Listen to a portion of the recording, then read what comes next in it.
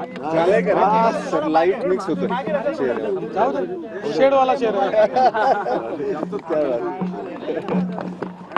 चला हे रोल का सर कार्यक्रमाला मोठ्या गोष्टी आज अतिशय आनंदाची गोष्ट आहे की प्रधानमंत्री आवास योजनेच्या अंतर्गत यावर्षी आपल्याला केंद्र सरकारने 6.5 लाख घरं मंजूर केली होती। ते टार्गेट वाढवण्यात आलेलं आहे। अतिरिक्त 13 लाख घरं आपल्याला देण्यात आलेली आहेत। एकूण आपण विचार केला तर जवळपास या वर्षी केंद्र सरकारच्या वतीनं महाराष्ट्रातल्या गरिबांकरता, कच्च्या घरात राहणाऱ्यांकरता, बेघरांकरता एका वर्षात 20 लाख घरं देण्याची अनाउन्समेंट आताच केंद्रीय ग्रामविकास मंत्री आदरणीय शिवराज सिंग चौहान साहेबांनी केलेली आहे।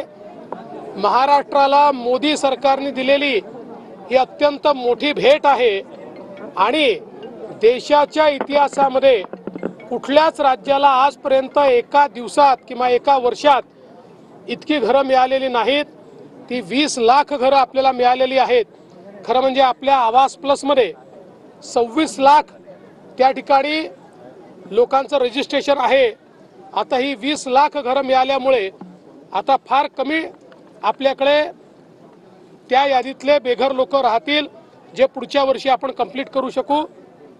त्याचसोबत एक अजून महत्त्वाची अनाउन्समेंट त्यांनी केली आहे की पूर्वी सर्वेक्षणामधले जे निकष होते ते निकष देखील आता त्या ठिकाणी डायल्यूट करण्यात आलेले आहेत। ज्यांची नावं सुटली होती आणि जे खरे बेघर आहेत, मग ते शेतकरी असो, महिला असो, अशा सगळ्यांना नव्या सर्वेक्षणामध्ये त्या ठिकाणी इन्क्लूड करण्यात येणार आहे। ती जी यादी बनेल त्या यादीतल्या लोकांनाही येत्या 5 वर्षामध्ये घरं द्यायची हा निर्णय माननीय मोदीजींनी केलेला आहे आणि तोच संकल्प आज शिवराज सिंग चौहान साहेबांनी या ठिकाणी सांगितला। मी महाराष्ट्राच्या वतीनं माननीय देशाचे प्रधानमंत्री मोदीजी आणि केंद्रीय ग्रामविकास मंत्री शिवराज सिंग चौहान जी या दोघांचे मनापासून आभार मानतो की आज 20 लाख घरं त्यांनी महाराष्ट्राकरता दिली आहेत।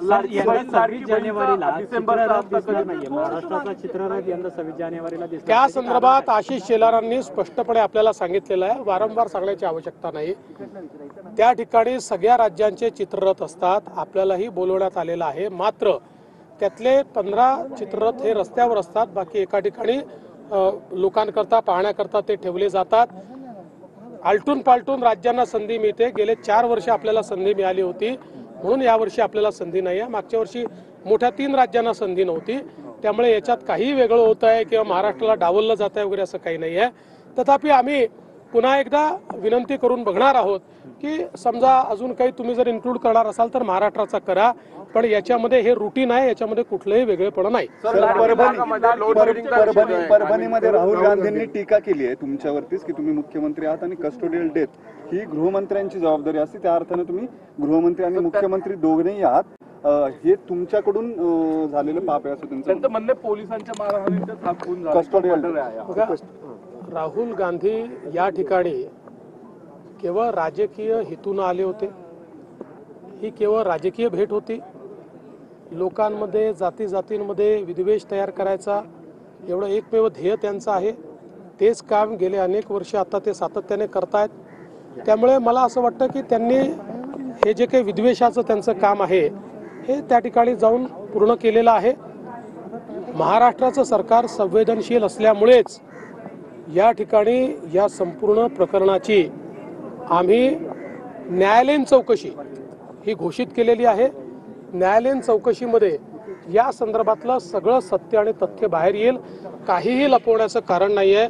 आणि जर त्या चौकशीमध्ये कुठल्याही प्रकारे मारहाणीमध्ये किंवा अशा प्रकारच्या गोष्टींमुळे हा मृत्यू झालाय असं बाहेर आलं तर कोणालाही सोडलं जाणार नाही। कठोरात कठोर अशा प्रकारची कारवाई ही केली जाईल। शरद पवार देखील तिथे गेले होते, त्यांच्या पण हेतूविषयी काही शंका येते का आणि ते तुमच्याशी बोलले? ते तुमच्या असं आहे की पवार साहेबांनी मला एवढंच सांगितलं की या दोन्ही ठिकाणी तुम्ही लक्ष घाला. मी त्यांना सांगितलं मी पूर्ण लक्ष घातलेलं आहे. लाडक्या बहिणीचा रस्सीखेच चालू आहे. कुठली रस्सीखेच पालकमंत्र्याबद्दल नाही.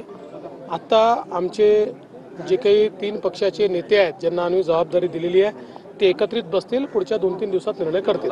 लाडकी बहिणीचा हप्ता कधी डिसेंबरचा? आता मला असं वाटतं या 7-8 दिवसात आम्ही तो हप्ता देऊन टाकू. पुढचा आणखी एक भुजबळ साहेबांचा महत्वाचा प्रश्न, ते सकाळी तुम्हाला भेटले आज येऊन, ते नाराज आहेत, ते भाजपमध्ये ते जातील मला असं भेटले चर्चा सुरू. आणि भेटल्यानंतर भुजबळ साहेबांनी तुम्हाला ब्रीफ केलेलं आहे आमची काय चर्चा झालेली आहे. वेगळ्याने ब्रीफ करायची आवश्यकता नाही. भुजबळ साहेब आमच्या महायुतीचे एक प्रमुख नेते आहेत आणि तिन्ही पक्ष, मग ते अर्थातच राष्ट्रवादीचे आहेत म्हणून तिथे त्यांचा सन्मान आहेच, पण आमच्या तिन्ही पक्षाच्या नेत्यांच्या मनात त्यांच्याबद्दल सन्मानाची भावना आहे. महायुतीच्या विजयामध्ये त्यांचा देखील एक महत्त्वाचा वाटा राहिलेला आहे आणि स्वतः अजितदादा देखील त्या ठिकाणी त्यांची चिंता करतात. मुळातच भुजबळ साहेबांना ज्यावेळेस अजितदादांनी मंत्रिमंडळामध्ये घेतलं नाही त्यावेळी भुजबळ साहेबांना डावलण्याचा त्यांचा हेतू नव्हता. त्यांनी मला सांगितलं की आमची इच्छा आहे की आमचा पक्ष हा राष्ट्रीय पक्ष राहिलेला आहे, आम्हाला तो राष्ट्रीय स्तरावर मोठा करायचा आहे आणि राष्ट्रीय स्तरावर भुजबळ साहेबांसारखा एक नेता ज्याला देशाच्या अन्य राज्यातही मान्यता आहे त्यांना आम्हाला राष्ट्रीय पातळीवर पाठवायचं आहे. भुजबळ साहेबांचं मत जरा वेगळं होतं, त्याच्यामुळे हा प्रश्न निर्माण झालेला आहे. पण आम्ही सगळे मिळून याच्यावर तोडगा काढू आणि भुजबळ साहेबांसारखा एक नेता हा आमच्या सोबत मैदानात असला पाहिजे या दृष्टीनं त्यातनं मार्ग काढला. तुमच्या पक्षात चालणार आहे का? ते जर स्वागत ते जर त्यांनी असं आहे त्यांनी अशी मागणी केली नाही, अशा प्रकारचा कुठला विषय समोर आलेला नाही.